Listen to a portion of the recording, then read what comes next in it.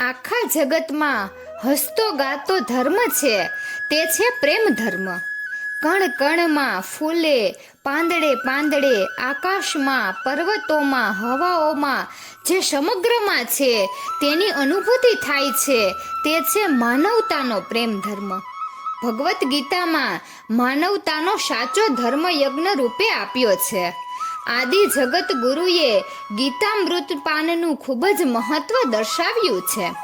કહ્યું છે કે ભાગવત ગીતા કિંચિદ ગીતા, ગંગા જળ લવ કણિકા પીતા, યકૃદતિ યેન મુરારી સમર્ચા, કિયતે તસ્ય યમન ચર્ચા.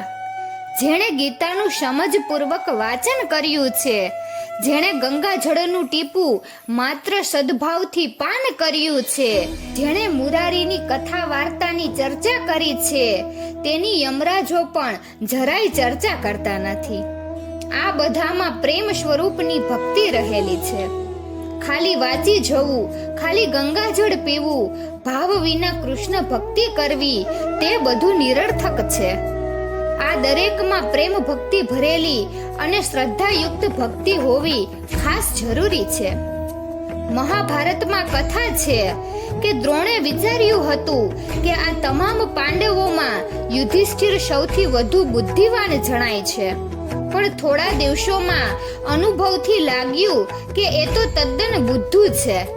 યુધિષ્ઠિર પહેલા પાઠ ઉપર જ થોભ્યો છે એવું એને અનુભવ પછી લાગ્યું, અને દ્રોણે તેને પૂછ્યું કે આગળ વધીશ કે પહેલા પાઠે અટકી જઈશ. પરંતુ યુધિષ્ઠિરે કહ્યું કે જ્યાં સુધી પહેલો પાઠ સમજમાં ન આવે ત્યાં સુધી બીજા પાઠ ઉપર જવાનો સાર શું છે? પહેલો પાઠ હતો સત્યના સંબંધમાં જો સત્ય બોલવાનું આવડી ગયું, સત્ય થવું આવડી ગયું, તો પછી બીજા પાઠની કોઈ જરૂર નથી. પરંતુ પાઠ જો કેવળ વાંચવાના હોય તો એ એક વાત છે, પણ પાઠ જીવવાના હોય તો એ તદ્દન જુદી વાત છે.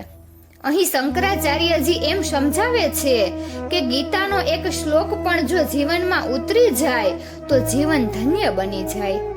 જેણે થોડો પણ ગીતાનો હૃદયથી અભ્યાસ કર્યો છે, કિંચિત ગીતા જરાક પણ વાંચી લીધી અને સમજપૂર્વક તેનો અર્થ સમજાઈ ગયો તો બસ કામ થઈ ગયું. આ આપણે યુધિષ્ઠિર અને દ્રોણના સંવાદ ઉપરથી સમજવાનું છે. અંતમાં મહાભારતમાં કહ્યું છે કે જ્યારે બધા ભાઈઓ સ્વર્ગરોહણ માટે ગયા તો એક એક પડવા લાગ્યા, પીગળવા લાગ્યા. દ્વાર સુધી માત્ર યુધિષ્ઠિર જ પહોંચ્યા અને એમની સાથે હતો તે પુત્રો પહોંચ્યો. સત્ય એમની સાથે રહ્યું હતું. તેની નિષ્ઠા અપાર હતી. ભાઈઓની પણ નિષ્ઠા એટલી અપાર ન હતી. ભાઈઓ પણ રસ્તામાં ઓગળી ગયા. પુત્રો ના ગળ્યો. તેની શ્રદ્ધા અનન્ય હતી. તેણે ક્યારેય સંદેહ કર્યો જ ન હતો. તેણે યુધિષ્ઠિરના સંકેતને પોતાનો મંત્ર માની જીવન માન્યું હતું. યુધિષ્ઠિર પણ ચકિત થયા કે ભાઈઓનો પણ સાથ છૂટી ગયો.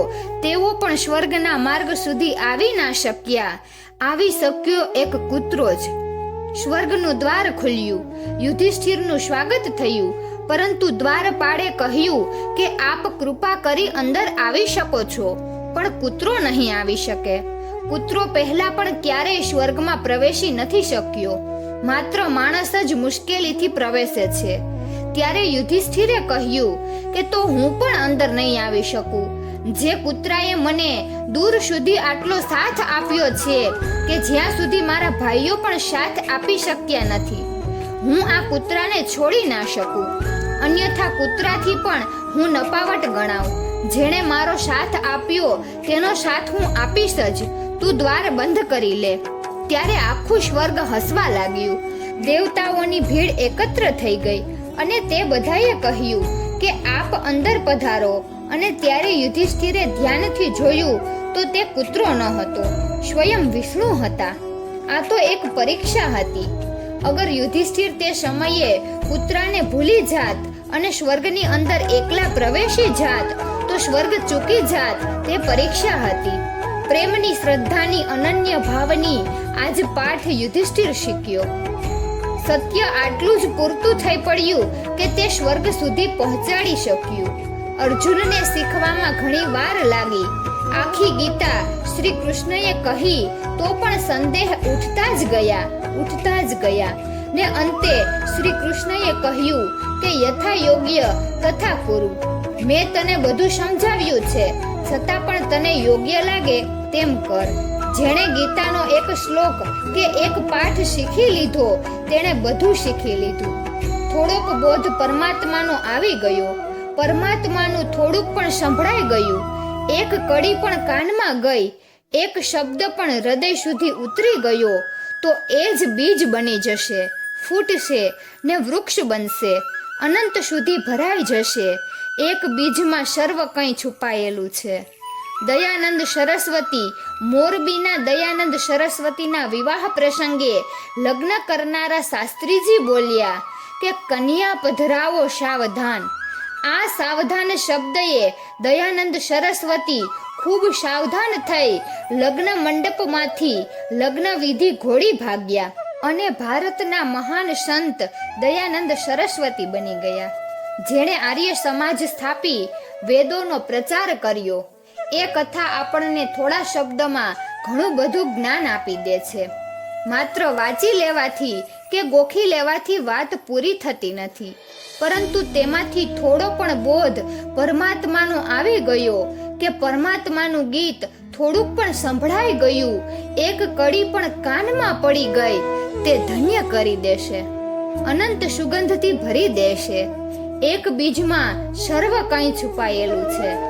પંડિતો વિદ્વાનો કોરાને કોરા રહી જાય છે, ગીતા કંઠસ્થ થઈ જાય છે, ગીત સંભળાતું નથી, શબ્દોને પાઠોથી મગજ ભરાઈ જાય છે, પણ હૈયું ભીંજાતું નથી, પ્રાણમાં કોઈ શબ્દ ઉતરતો નથી, પગમાં કોઈ તાલ નથી આવતો, પથ્થરની જેમ મળદાની જેમ યંત્રવત દોહરાવાય છે, અંદર બધું અદ્રશ્ય થઈ જાય છે અને હૃદય અસ્પૃશ્ય જ રહી જાય છે. જીવનમાં તેની રેખા પણ નથી પડતી, છાયા પણ નથી પડતી. આથી શંકરાચાર્યજી કહે છે કે જેણે કિંચિત પણ ગીતા વાંચી છે, સમજી છે, જીવનમાં એક કડી પણ ઉતારી છે, તે ધન્ય બની જાય છે. યમરાજો પણ પછી તેની ચર્ચા કરતા નથી. આ ગીતા સાથે કોઈ ભગવત ગીતા માત્રની વાત નથી, કેમ કે જેણે કિંચિત પણ પુરાણ વાંચ્યું છે, સમજ્યું છે, જીવનમાં ઉતાર્યું છે, તે પણ સ્વર્ગ સુધી પહોંચી જશે. જેણે કિંચિત બાઇબલ વાંચ્યું છે, તે સમજ્યું છે, જીવનમાં ઉતાર્યું છે, તે પણ પહોંચી જશે. અહીં એક વાત શંકરાચાર્યની સમજવા જેવી છે કે ગીતા, કુરાન કે બાઇબલ ભેગા કરવાથી કે માત્ર વાંચવા ગોખવાથી તે શાસ્ત્રો કારાગૃહ જેવા બની જશે.